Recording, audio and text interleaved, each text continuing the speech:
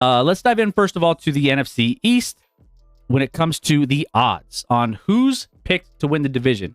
Currently, in this, we have the Philadelphia Eagles, according to FanDuel Sportsbook, minus 115 as favorites to win this division.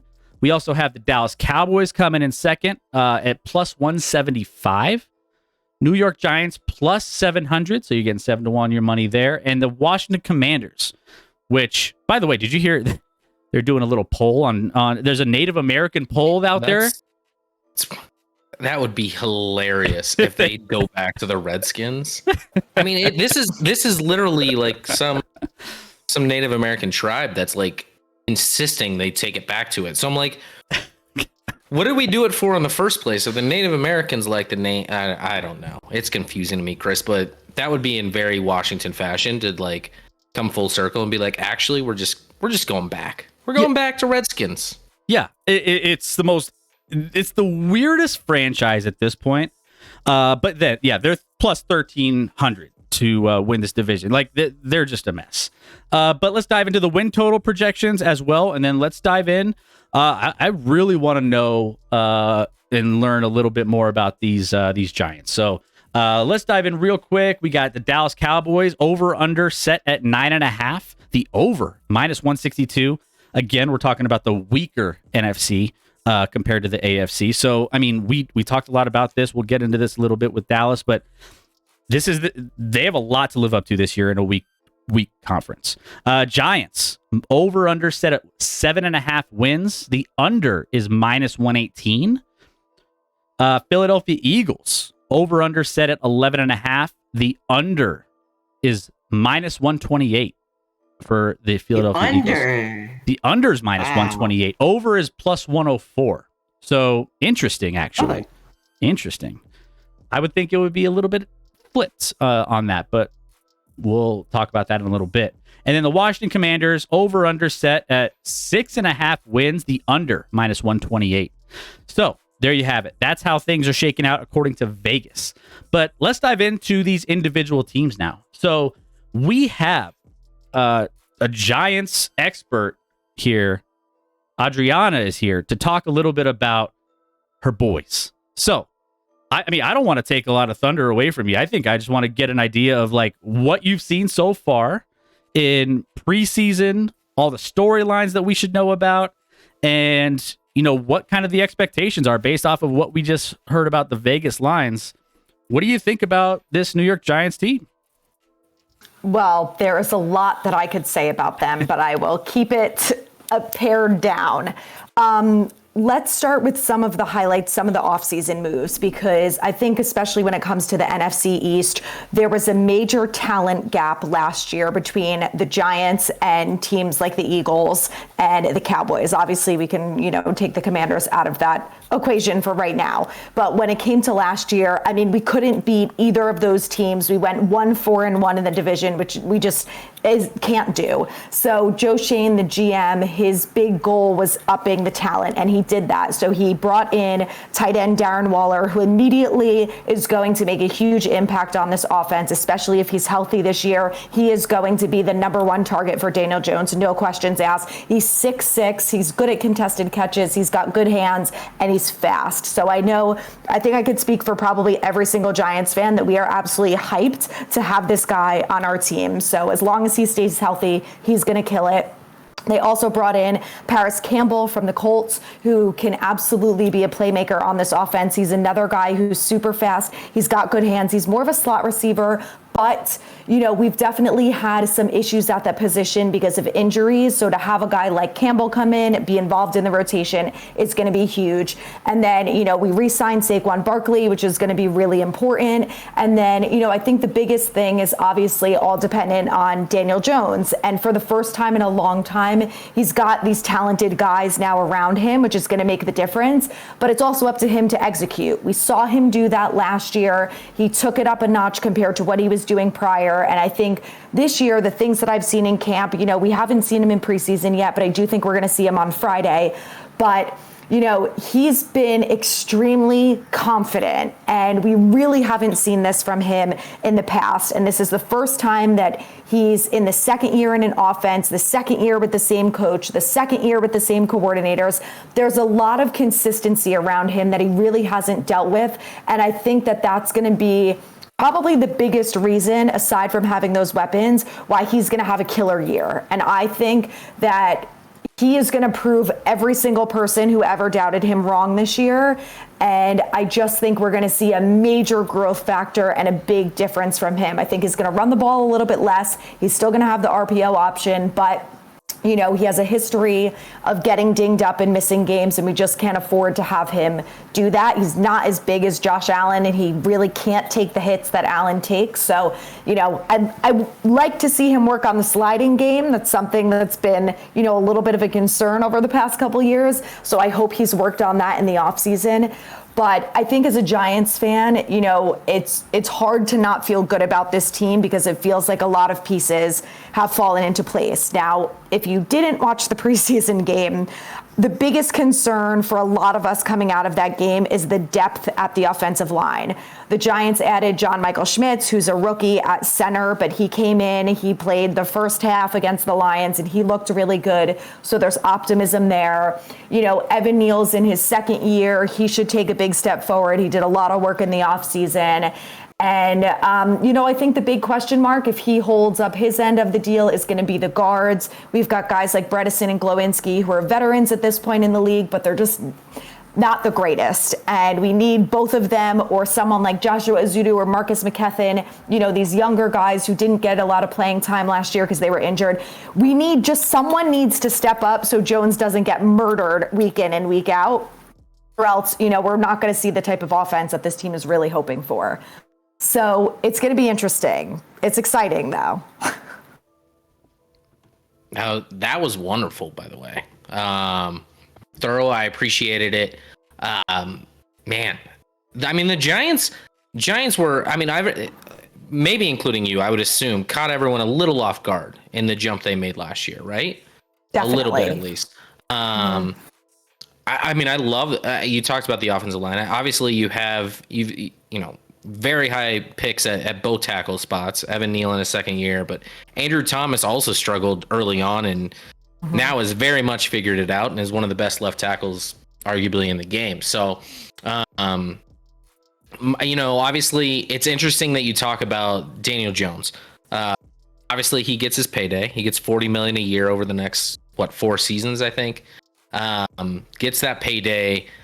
As a Giants fan going into this offseason, I'm sure you wanted them to re-sign him, and not, you never want to reboot, especially after you had a successful season like you did last year. Were you like, is that where you wanted the contract to be at? Ultimately it's not our money, but obviously there's a salary cap. So making sure you're able to take care of the rest of the players on the team and provide a roster for him to be around. Were you excited about that deal? Is that where you expected it to fall? Or what were your thoughts initially right after they signed Daniel Jones? I was really happy they re-signed him because I just felt like there was no good alternative. And I also felt like, and maybe this is me putting too much emotion into it versus logically, but I just felt like he really got the shit end of the stick for the last 4 years. He's had different coordinators, different coaches, horrible players around him, honestly. Saquon has been the best player, and Andrew Thomas in the last year or two. And outside of that, he's had a rotating cast of characters who gets injured every week.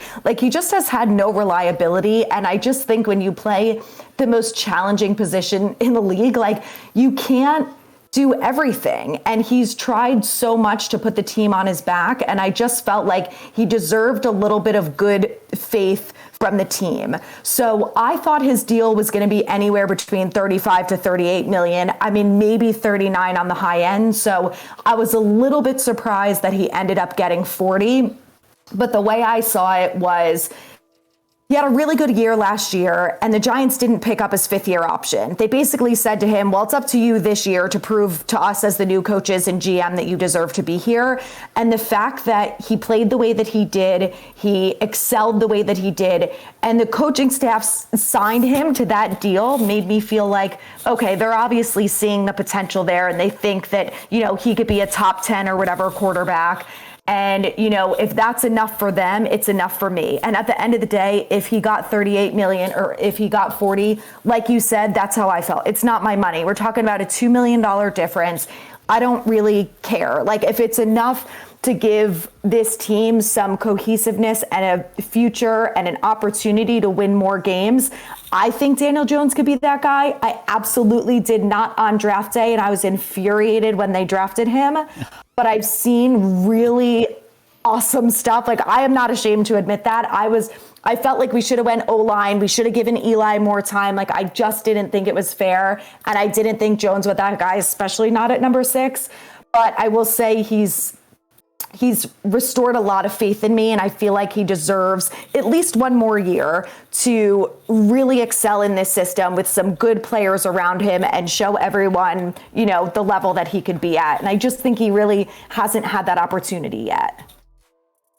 Yeah, no, I think, you hit a lot of points. And I think the biggest thing too, for me, when I'm looking at this New York Giants team is, I guess, did they do enough to put enough around Daniel Jones to be successful? I think that there's some really good movement when it comes to how, you mentioned some of the lines, some of the other additions in the offseason, but also, I'm pretty ecstatic that they didn't just blow the bank on Saquon and they were, able to get him at a normal rate given the circumstances of what the running back market was and is currently today. So Is this his last year in New York, though?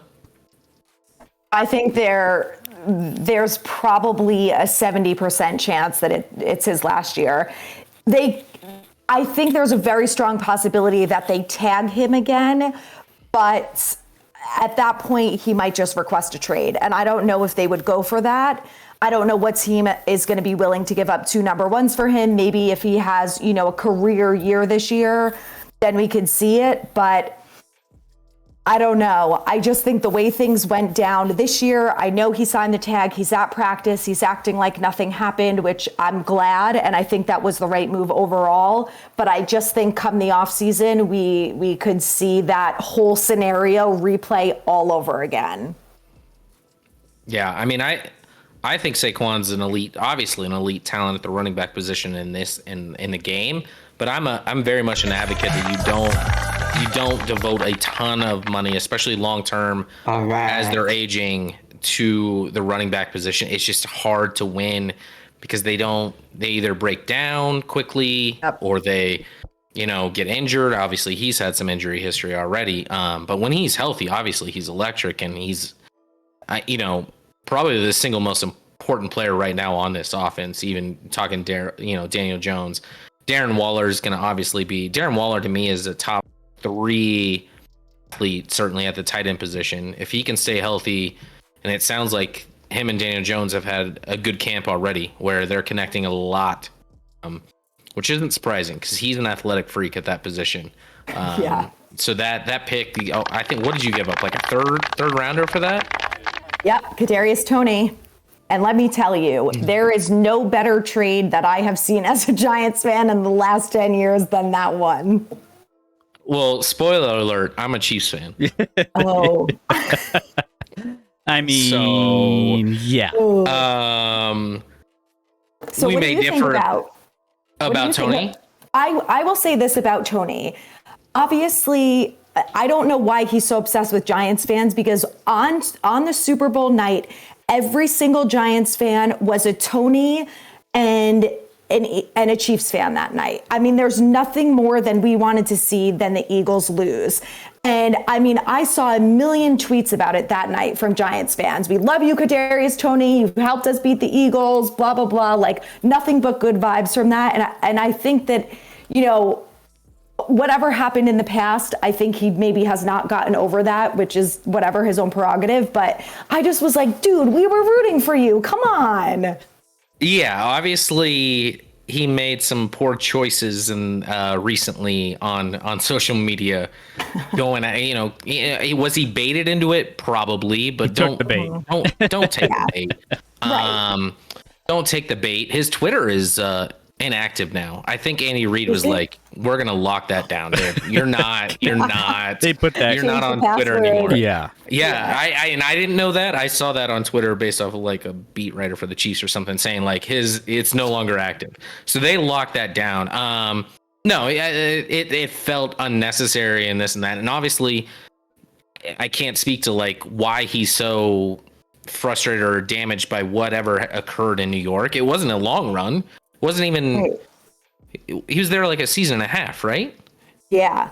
Okay, and obviously He injury was prone drafted in and 2021. Mhm. yeah, and as a first round pick, and our GM loves to take first round picks that are not viewed from that team anymore as high.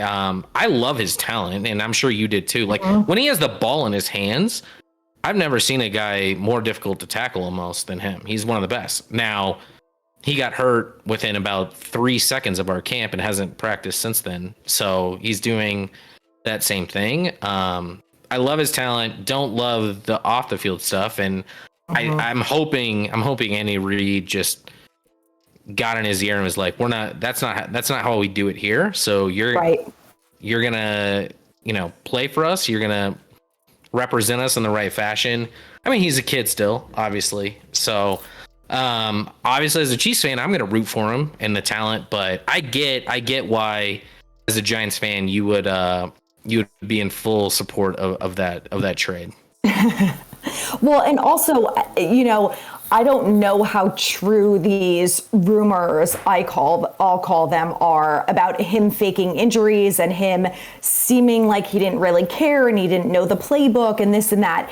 If all of that is true, then, obviously I'm even happier that he's not on the team. And I think, what was disappointing is like I said before, right? Like we were all rooting for him, but if we find out during the season that you're faking injuries and not learning the playbook, like you're not going to get the fans to like you if that's true, So I'm like, regardless if it was anyone, if I found out Saquon was doing that, I'd be like, what the hell, man? Like it doesn't matter if it was him or anyone else. I'd just be like, I had someone DM me, which I thought was hilarious, about Wyatt Davis, who is typically a guard, and he was playing tackle with the threes during the end of the Lions game, and he was allegedly very lazy and didn't do anything on the block. So there was a lot of pressure on the quarterback, and he ended up throwing an interception that ended the game. And, the guy in my DMs is just like, he's so lazy. There's no room for laziness here. Like, we are not going to tolerate that, blah, blah, blah. And I'm laughing because I'm like, listen, I get it. But like, we have no control. If these guys want to be lazy, like, it's not up to me to kick them off the team. So we'll see what the coaching staff has to say about that. And I think ultimately, like, if Tony was doing that, that's why he didn't play. Yeah, but I think that Andy Reid is Andy Reid, and he'll figure it out if Tony wants to be there and play and be healthy and whatever. Andy Reid's the biggest dichotomy ever because he's a player's coach, but he also won't put up with any BS. So it's like somehow he gets to the players and is like, they love him, but at the same time, he's like, you're not going to do that shit. Like, we're not going to put up with that here. So if he's not learning the playbook, Andy will hopefully figure that out real quick. As far as the injury stuff, who knows? I know there was a weird moment when he scored after the trade with the Chiefs last year where he was like so wide open that he kind of like one-hopped several times into the end zone like he was injured. And to me, it was almost like he was like referencing something there, which I don't know the whole background with the Giants. Clearly stuff went on and he was upset about it. And maybe he was upset that all this stuff was getting leaked about him not, doing this or not doing that or faking injuries or not playing through injuries or whatever it may be. But anyway, we'll see what he does with the Chiefs. Obviously, he contributed to a Super Bowl, so I'm never going to hold that against him. He had a huge punt return in that game that I'll never forget. So, certainly dynamic when he's healthy, for sure. Sarah in the chat real quick. Another Giants fan, massive Giants fan, says, I'm concerned about our O-line and our hurt receivers, Slayton and Shepard. What are your thoughts there? So the problem with the Giants, and I think you could argue this with any team, right? We saw it last year with the Jets. If Aaron Rodgers goes out this year, that offense is a disaster. It doesn't matter, if it's Mike White or Zach Wilson. Like, it's Zach Wilson, I don't think even with all that talent is capable of winning games unless Aaron Rodgers has really taught him the way. But, if Jones goes down, I might as well call this season out the window. So there's definitely concern from a health factor. I think the difference for me at the wide receiver position versus the O-line is at wide receiver, there's a ton of depth. So if Shep does go down, we have Jamison Crowder, we have Cole Beasley, we have Jalen Hyatt, we have Paris Campbell, who can all step in and play the slot. If Slayton goes down, if Colin Johnson is healthy, he can step in, Isaiah Hodgins can play. We definitely have a lot more depth there. My concern is like Sarah with the O-line, because if Thomas or Neal goes down, what we all saw on Friday was terrifying to us as fans, that we do not have anyone who can step in at guard and be even remotely half as good as either one of those guys. So the Giants did bring in Julian Davenport. They signed him today, so I'm sure he's going to get some reps on Friday. Maybe that will make us feel like we have a little bit more depth there, but that's definitely a concern, and I don't know how much of that is going to get fixed, if you will, before the season, because, Marcus McKethan is coming back, but we don't really know what we have out of him. We don't know how much we have out of Azudu.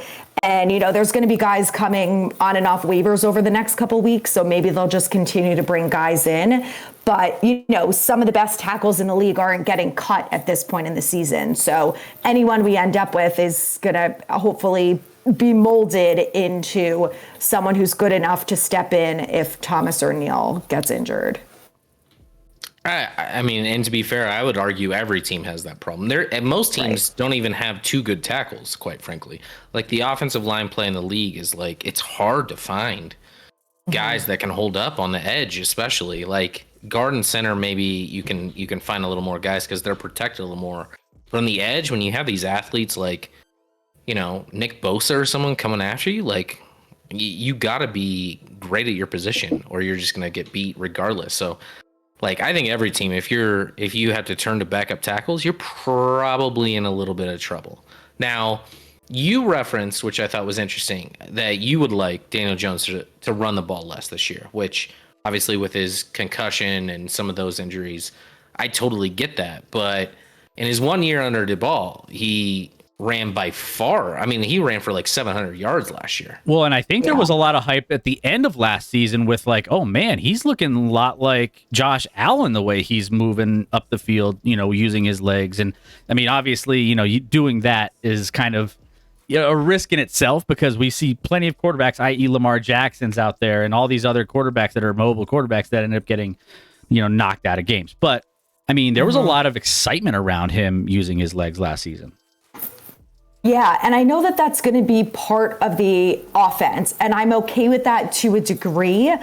I would say my bigger concern with him running the ball that much is he's not good at sliding. And I don't know if it's because he just doesn't feel comfortable sliding or if because, at the end of the day, he's really just a competitor and he needs to go for that extra yard. He needs to just try and do it because he feels like it's going to extend the play or extend the drive or get that much closer to points on the board.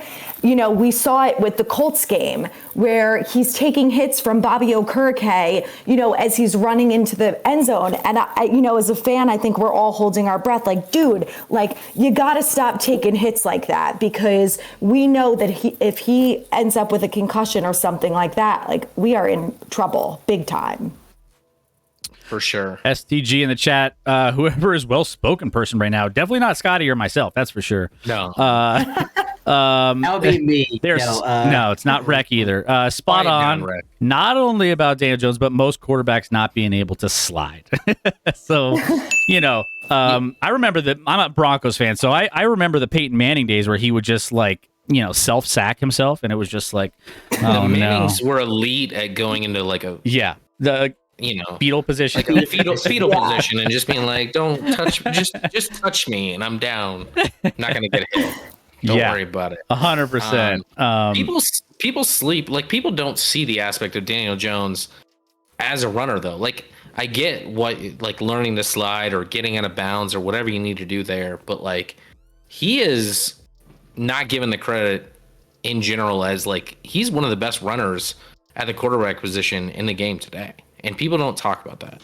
Like, and he's fast too. Yeah. he's very fast. Like people, of course, go back to the clip where he fell down on that long run which is years ago. which is Poor classic. guy will never outlive that. It's Yeah, that one is, and I want to watch that over and over again, to be honest. But take that away, like he's very, very athletic. Which you look at him, you're like, no, and you're like, oh, and he's out there, and he's like, oh, he's fast as hell. He's very fast and can create. So like, yeah, I'm sure Dable's probably talking to him, hopefully, and being like, hey, we don't want to take away this part of your game, because I think to be successful, the Giants need him to run the ball some. But also, like, get down, get out of bounds. Don't fight for those couple extra yards, and be careful when you get down, because obviously there's been times where like quarterbacks go down and get hit still, and that messes them up too. So like, Okay, Bridgewater. yeah, I mean, well, there's countless quarterbacks that have slid and then still get hit, and then that ruins them for a while. So it's hard at the quarterback position to stay healthy, especially once you start getting these concussion injuries. But let's talk defense. Let's talk Giants defense. Obviously, you got some pieces. You made extension with Dexter Lawrence in the offseason, the interior tackle, and then you got Kayvon going into year 2. You drafted Deonte Banks at corner in the first round. Obviously, that's probably been the strength of the team for the most part for the last several years at minimum. So is the defense going to have to carry the day, or is this going to be like a, back and forth where both sides are going to have to step up? I think it's going to be both sides have to step up. I would say I feel a little more confident in the offense just because I know the capabilities of the talent there. And, when you're plugging in someone like Darren Waller, even though he's coming from another team and learning another system, at the end of the day, he knows how to run routes. He can catch the ball and he can do what he needs to do. He's 6'6". Like, Jones is going to know where he is at all times on the field. So I'm not so worried about that. My biggest concern for the defense is there is a 99% chance that we are going to be starting 2 rookie corners. And as Wink puts it, they're the best corners on the team, which is why they're getting the reps at the ones. And I trust Wink on that, but I'm a little concerned about it because obviously they're rookies. And I think that, they're progressing really well, but Trey Hawkins was a 6th round draft pick. Tay Banks was a number 1 pick or 1st round pick. But, he's got there's so much for them to learn as a rookie. And when you're going week 1 against Dallas and CeeDee Lamb and Gallup and some of the receivers that they have, I'm a little worried about how they're going to handle that. So I think the talent is there. It's just a matter of execution. And I think there's going to be some rookie mistakes and there's going to be some growing pains. I just hope that, that happens in week 2, not week 1. But I feel really good about the D-line. Dexter and Leo, only good things to say about those guys. Aziz and Kayvon, when they're healthy, I think they're absolutely going to kill it. Kayvon has very high expectations this year. I really want to see him step up. I think he could have double-digit sacks. I think Aziz could have double-digit sacks. For both of them, it's just the health thing. And, last year, I don't know how many Giants games you guys watch, but Kayvon got held at least once a game. And I think he got 1 holding call the entire year. So I'm pretty sure that one of the plans was to work on that and to have him kind of sell it a little bit more. Now, obviously that happens in every game. Calls don't get called, but it was very obvious in most of the games that they were not getting called. And I'm not using that as an excuse, but he needs to figure that out this year because he needs to get to the quarterback. And so does Aziz. Like, we are not going to win these games if they can't get pressure on the quarterback. And we know that Dexter and Leo can. I know that Aziz and Kayvon can. I just need them to do it more often. And especially when you have rookie corners, we cannot leave them out on an island every other play. That would make me very nervous. Yeah, no, I mean, especially, you starting out the season, you got the Cowboys. Don't need to worry about the Cardinals week 2. I don't think anybody needs to really worry about the Cardinals. San Francisco can throw it a little bit. They have a lot of options. Seattle, I mean, getting out to a fast start is going to be interesting, especially for these young corners getting into these first 3 or 4 weeks. So I think that is going to be something maybe we can keep an eye on for sure. Also, too, as far as this goes when it comes to this season, we have the win total over under set at 7.5. Where do you think the Giants finish when it's all said and done at the end of the season? Do they eclipse that 7.5 and get to 8 wins? Definitely. And so I do Q&As on my Instagram stories every Tuesday, and someone asked me, are we prepared as fans to deal with the possibility that this team could be better and they could look better and play better, but have less wins this season? And I just said, no, I am not. I understand that they have a harder schedule this year, and I understand that they're on the road more, but we have so much more talent than we did last year. Everyone is in their second year in the system, the coaches, XYZ down the line. I just think there's no excuse unless multiple people like Jones, Waller, Dexter, Leo, if these guys are getting hurt and they're not playing in games, fine, throw the season away. But if they're all healthy and playing, there is no excuse for this team not to have 10 wins. I don't care that they're on the road. I don't care that it's prime time. You can't use that as an excuse. You got to play prime time at some point. And, Jones has historically not done that well in prime time aside from the playoff game.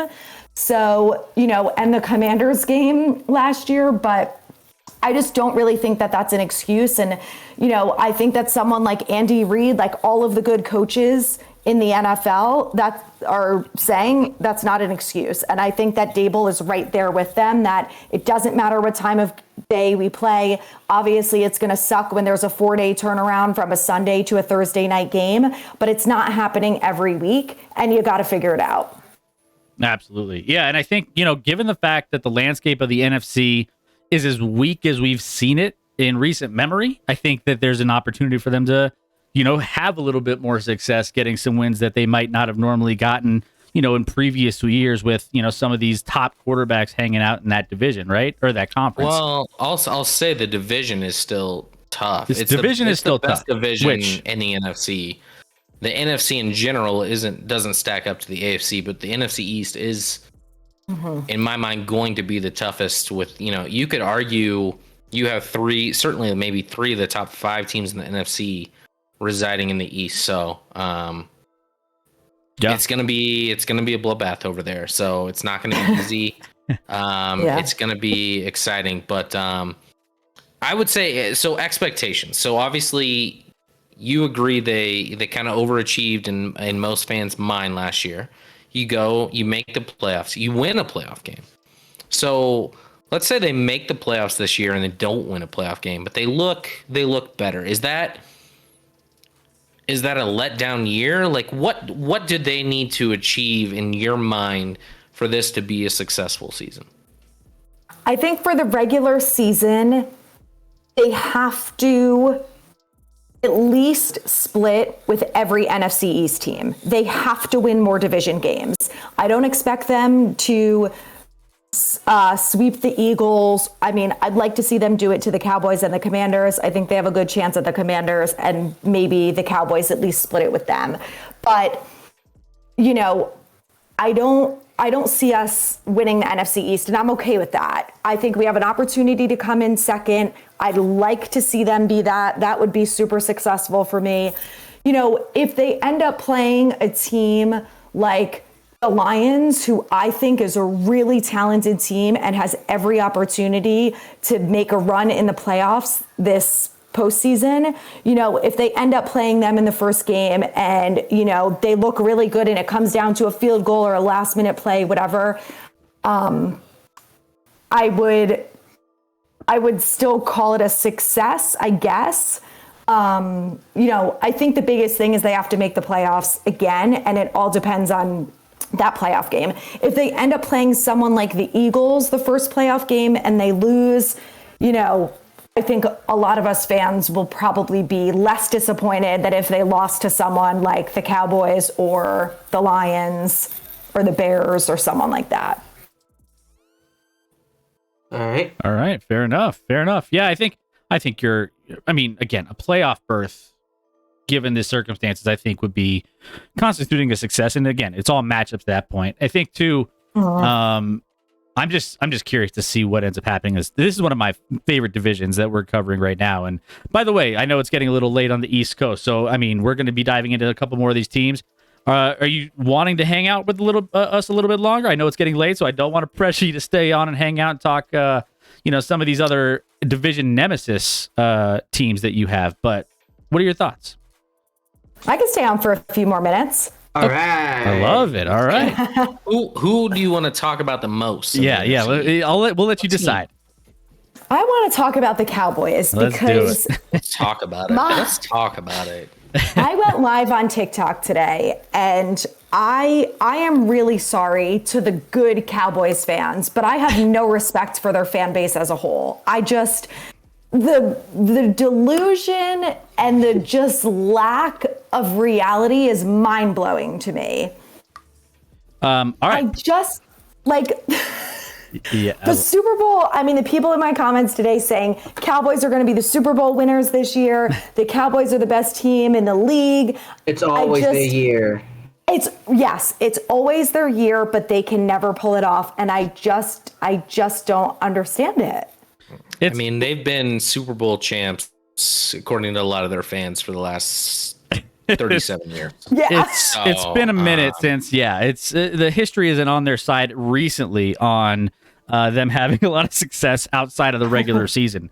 But yeah, our chat says Cowboys got that UT thing about them. So talking about Texas college football being like, yeah, we're the greatest, and then they kind of lay an egg. I have a very good friend that's a Cowboys fan, so I kind of, as a Chiefs fan, more through and through, I support his Cowboys because of how diehard he is, and he does look at it from a real standpoint for the most part.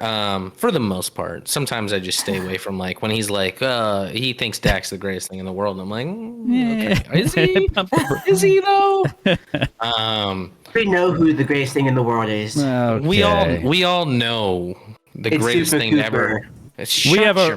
We have a running meme on our channel that Super Cooper is the best quarterback in the NFL. It's by far Talking about Cooper Rush, the backup in Dallas, is everyone's He's the favorite guy. quarterback in this stream.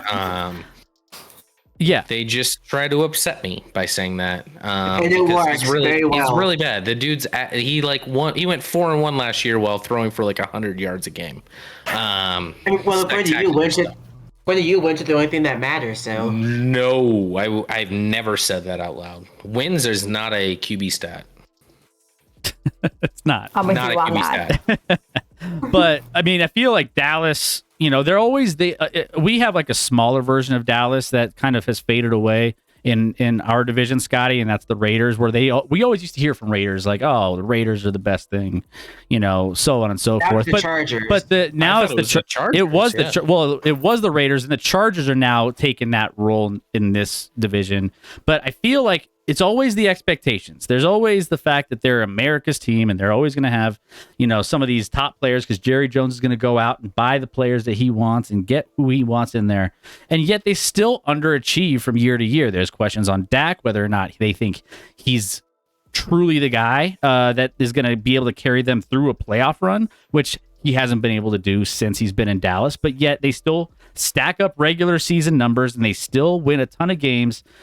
it just doesn't ever end up panning out when it truly matters in the season. So, that being said, where do you find the Dallas Cowboys in the grand scheme of just the NFC, in addition to where you see them finishing in this division?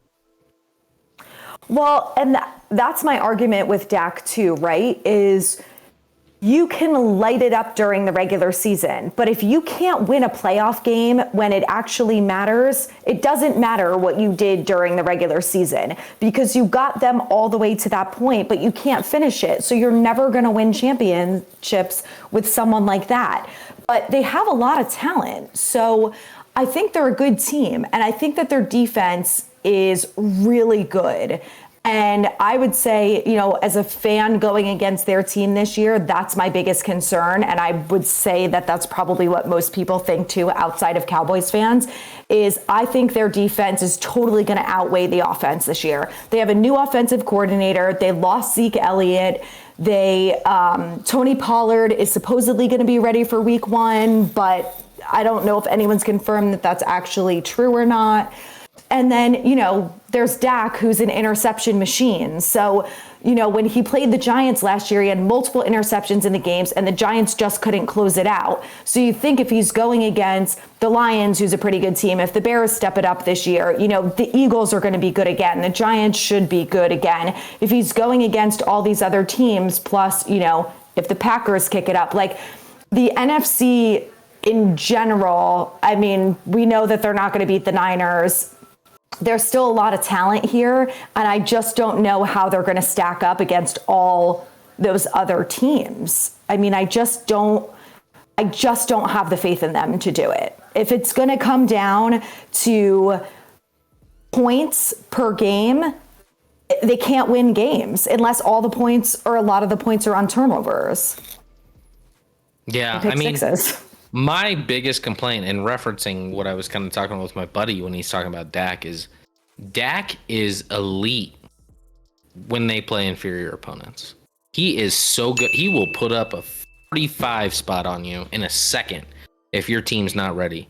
Mm-hmm. But then, like, against the good teams, I need to see so much more. Like, they lost to San Francisco in the playoffs last year, 19-12. Like, if your defense holds a team to 19 in the division round of the playoffs, you should probably win that game if you're good. If you're a good quarterback. Like, you're just not getting done. I just want to see Dak get it done in a high pressure against a good defense. And listen, San Francisco obviously had a great defense, probably the best defense in the league last year, arguably, certainly top 3. Like, that's what you're paid to do. That's your moment to take advantage of it, and he hasn't yet. He didn't.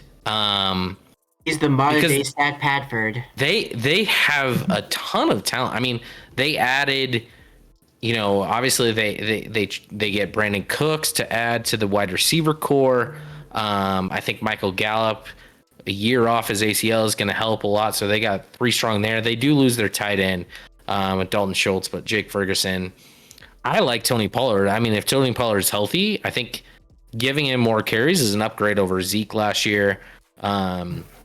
Micah Parsons, to me, if I was drafting taking only defensive players in a like right now draft and have them play with me, he would be 1 or 2 for me with Nick Bosa. Like, I mean, he's young. He's crazy good. Micah Parsons is crazy good. They add Stephon Gilmore to go opposite of Trayvon Diggs. Like, they have a ton of pieces. Bad news for them. Mike McCarthy's their coach. That's not good. That's not good at all. And Jerry Jones is the owner. I mean, I honestly don't think that with Jerry Jones in charge, they're ever going to win a Super Bowl. I think he does probably as much damage as Mike McCarthy does. I think he did enough damage by hiring Mike McCarthy, frankly. Exactly. And now McCarthy's calling plays this year. Yeah. Oof. And he's like, let's get back to the run game. And that's not a reality. Listen, run the ball, but that's not what wins Super Bowls. All right. Not in today's game. All right. So I like the biggest hindrance to the Dallas Cowboys is Dak in big games and Mike McCarthy. And those are two huge pieces. That's your quarterback and head coach, arguably your most important pieces. So are they going to win a lot of games in the regular season? I think so. Absolutely. Went 12-5 last year. The NFC isn't very good from a depth standpoint. So they're going to win a lot of games, but they got to prove, like, they haven't even made a conference championship game in forever, much less a Super Bowl. Keep close. Talk about Deuce Vaughn. Yeah, they have a tiny running back from Kansas State who he's like, if you watch him in his helmet, it's like half the size of his body is his helmet. It's adorable. But I actually think he might be pretty good at the same time. But he weighs like 137 pounds, if I had to guess. Chris, are you muted?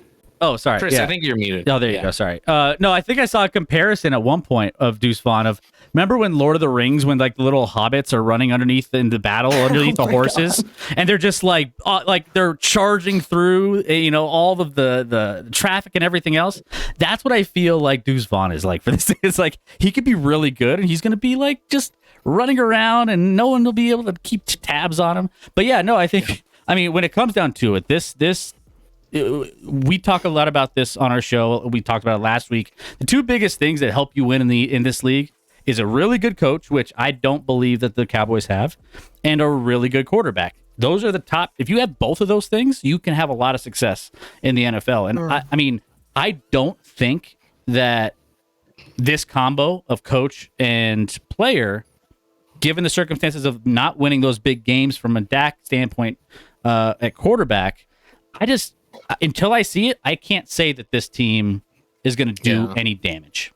And they go from an advanced OC that was calling plays to Brian Schottenheimer, who, listen, as a Chiefs fan, I love the name Schottenheimer. I know he's not calling plays, but like he's not an innovator of plays to like introduce to Mike McCarthy even. Like Brian Schottenheimer is who he is at this point. Now, I think Dan Quinn's a great DC.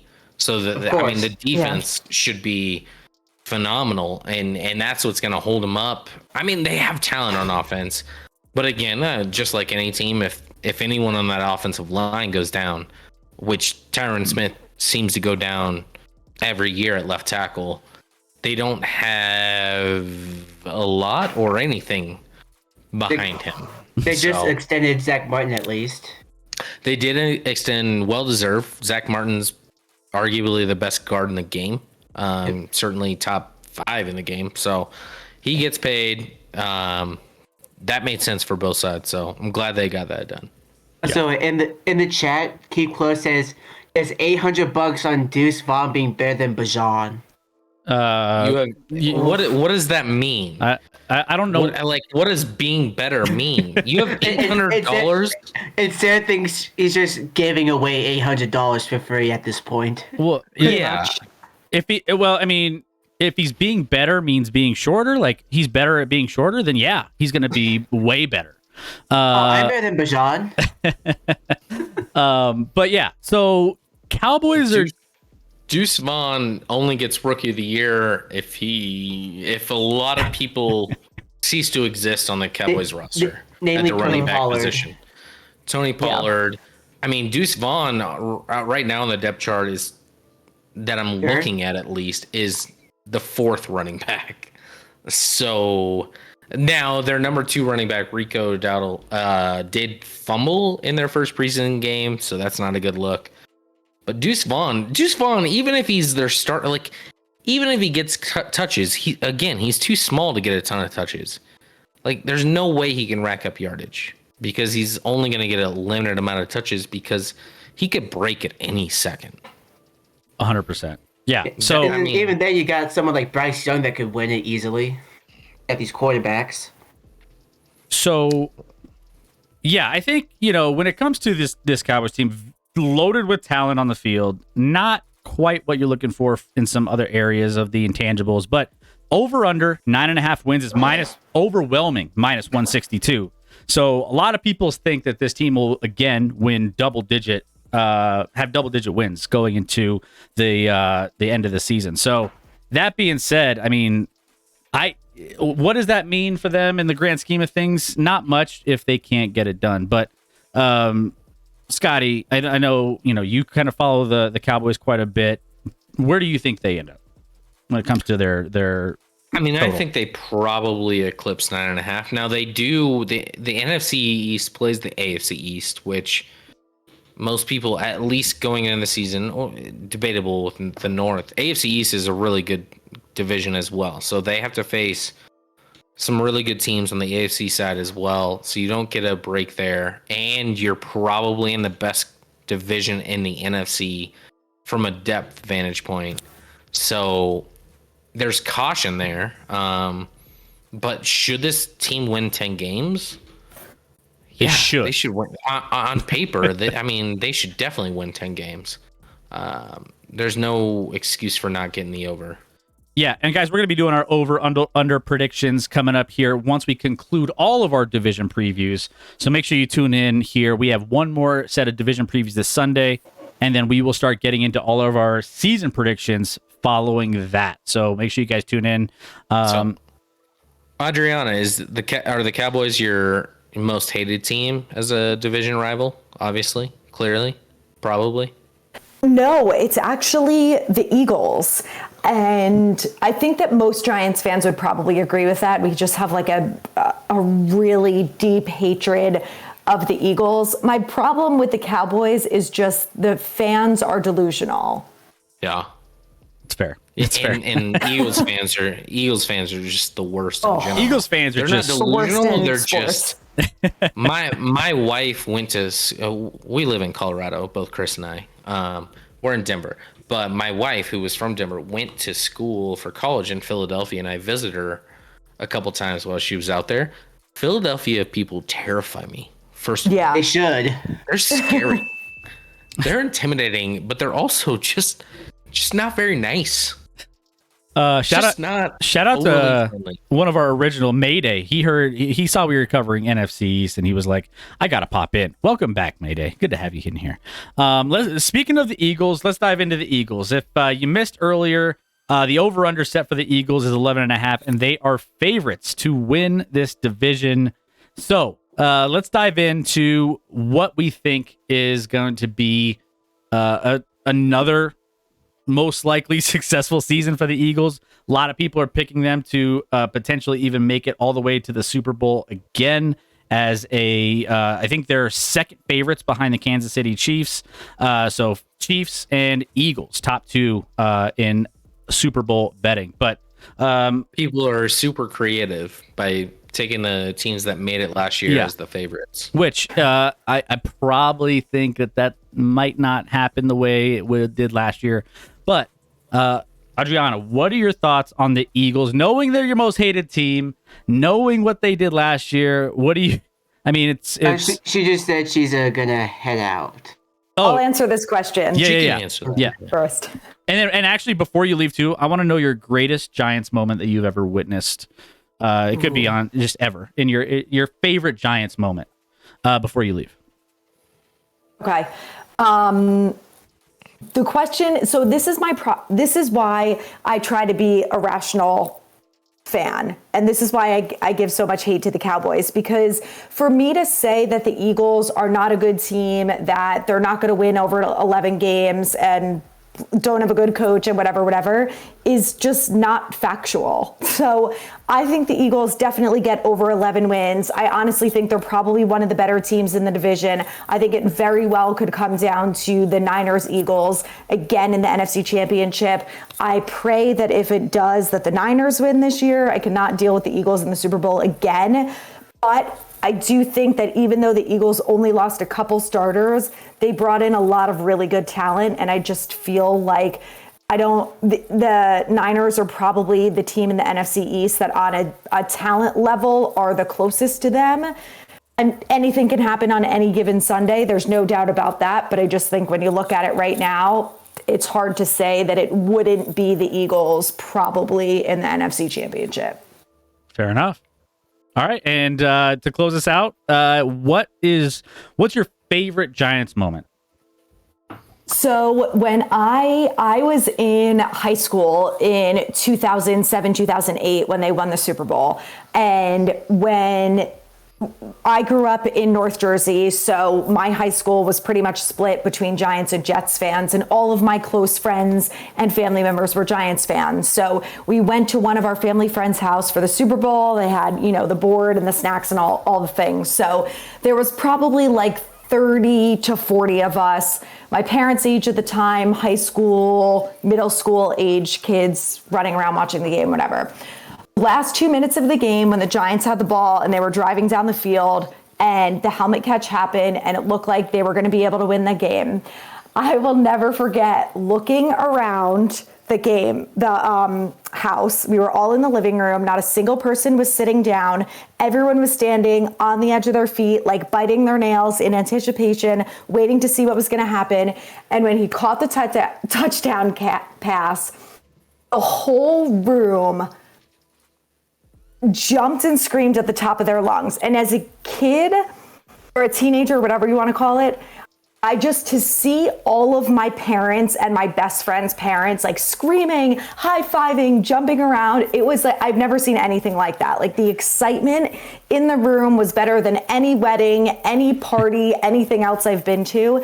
And it's just one of the best memories that I have because it was so unexpected for the Giants, not only to make it that far, but to just go ahead and win that game. And the way that it happened, the excitement was out of control. I don't think anyone slept that night. It was the most fun.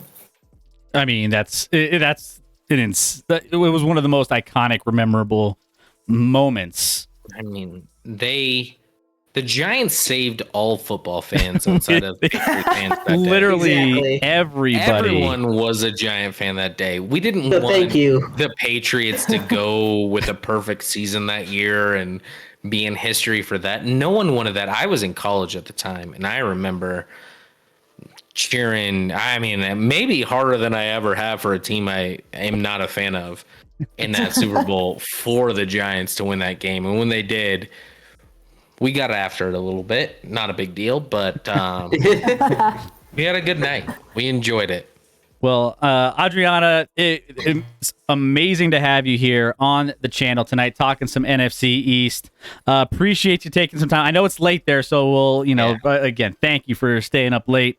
We're going to keep rolling through with the AFC East here after this, but if you need to find Adriana, she is New York Giants fangirl on Instagram, and then also she has a podcast, Everything New York Giants podcast, so go check that out as well. So thank you so much, Adriana, and hopefully we can have you back here soon. Maybe we could get you on for do they have a Sunday night football? Don't they? Do they have? I assume so. So we got week one. Week one they do, but probably not week one. Probably She's not. Like, yeah. Let me have my space and enjoy that one. I'm also going to be at the game week one, so I'm not going to. There you go. Nice. 1:00 in the morning.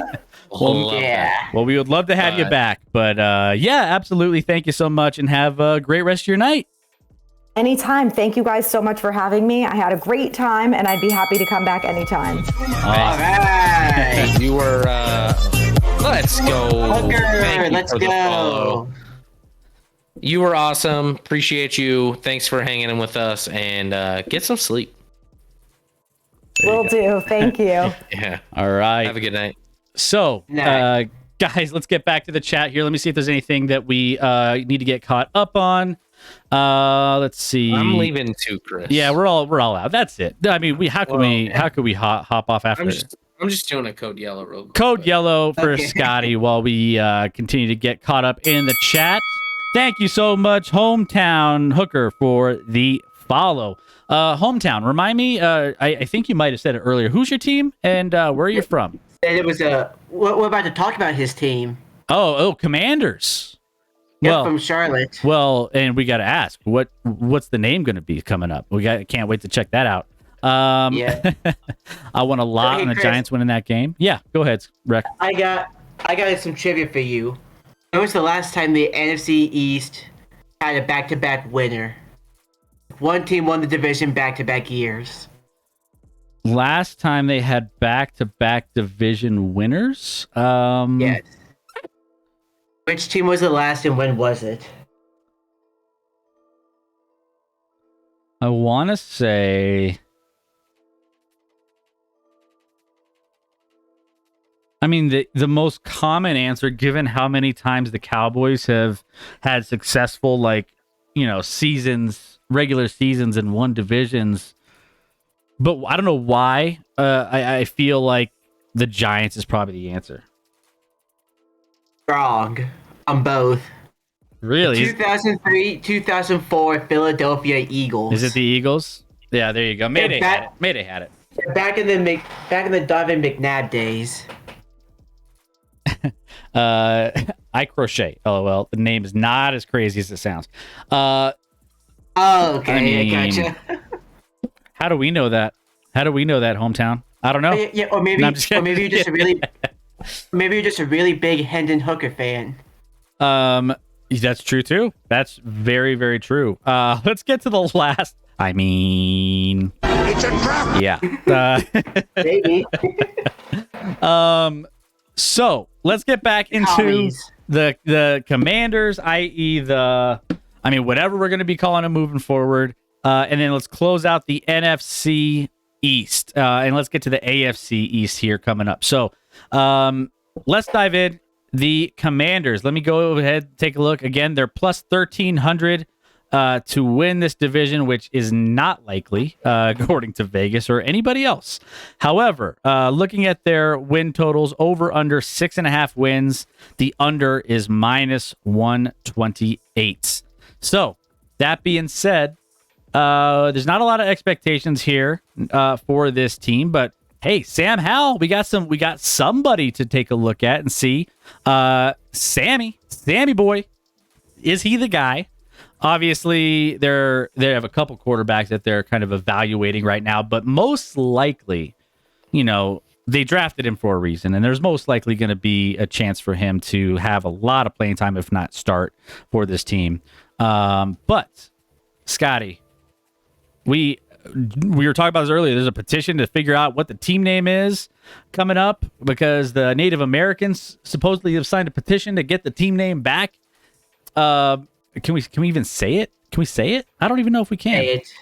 You can say it. Redskins. There you go. There you go. Now you're banned. Now we're banned. But yeah, there's not a lot of expectations, but there is some promise when it comes to how they're trying to build this team. They're out from under a toxic ownership group, and they're starting from scratch. So that being said, what do we think, Scotty? We don't have to spend a lot of time on this team, but I think if you're looking for some highlights here, there's a couple players to keep an eye on from a fantasy perspective. Sam Howell's going to be interesting to look at. What else? No. Sam Howell from a fantasy is not drafted. No, not from a fantasy, but like from just a playing standpoint of what he's got. Gotcha. Young quarterback. I love their 1 and 2 wide receiver, Terry McLaurin, and their number one for last year, Jahan Watson, who I like his playmaking ability quite a bit. Outside of that, I have concerns. I mean, the defense has some. I mean, let's see what Chase Young can be. Chase Young was like the everything draft pick. He had a great rookie year. He's got injured since, hasn't really followed through on that. This is kind of like a make or break year for Chase Young and Edge. They have a good D line. Like you look at it with Montez Sweat and Jerome Payne and Jonathan Allen. Like those are like. They baited us into this a couple years back, Scotty. They baited us in. I know. No, I don't think this team's going to be. I mean, Sam Howell is like, what's his ceiling? Like his ceiling is like the 20th best quarterback in the league. I almost feel like I don't know. Can you pick it? I don't know. Like the same ceiling moving forward as Kenny Pickett. Yeah, exactly. That's what I meant. This team, they got annihilated in their preseason game on the offensive line, and ironically, their right tackle is Andrew Wiley, who I think I talked about last stream. Yeah. Got absolutely blown up in their first preseason game, and he was the right tackle for the Chiefs the last few years. And who was it at ESPN? that was like, they won a Super Bowl with this guy at tackle? Yeah. It's because of Mahomes. It's because of Mahomes. That's the first time I've mentioned Mahomes. Yep, We're way on the under right now. Okay. Somehow. Yeah. But this team has ways to go. I don't think Sam Howell's the answer. I think they probably need to find a quarterback and a team name. I'm happy they have new ownership. Hopefully that helps. But like, you even look at their like offensive line, it's not names you would recognize necessarily. I mean, like anything's got to be an upgrade from Trey Turner last year. Yeah. I mean, yes, but like, to what extent? I don't know. Yeah, probably not a big extent, but And I think it has to be an upgrade. Just like with ownership, it has to be better. The secondary is like questionable at best. They drafted Emmanuel Forbes to help out at corner, but like Kendall Fuller, who's fine, like safety, like there's just outside of their D line, Kendall Fuller still exists. I think Sure does. I think hometown kind of nails the season for this Washington team. Team morale is at an all-time high without Snyder. That's going to play a big part this year, and maybe that's it. Maybe this is team morale. The offense doesn't like their OC. I mean, this is going to be, I think, a year of, all right, here's what we got. Is it going to work? Is it not? Here's stuff from the old regime. Here's people that we want to bring in for the new regime. Here's who we feel. This is almost like a 1-year tryout for players and coaches who they think are going to fit. That's pretty much what this season is for the Commanders. Is basically, all right, who are we keeping? And who's going to be, with us for the long term? So I think like if you're trying to evaluate this team from any other standpoint, I think it's hard because, again, this is a decent division, one of the better divisions in the NFC, and I feel like it's going to be tough to just have anything else to get excited about outside of just this is almost like a rebuilding franchise starting from scratch after you traded away all your best players, i.e., like an NBA or another NFL franchise who's just starting fresh. This is that time. So still have some good pieces there, which is nice, but expectations aren't exactly high. So, all right. Well, that's where we can stop there on the NFC East preview. Guys, make sure you guys go hit up these videos on YouTube. We are going to get these all posted. So we have all of our division previews uploaded, exclamation point socials in the chat rec for everyone to go check out all of those videos.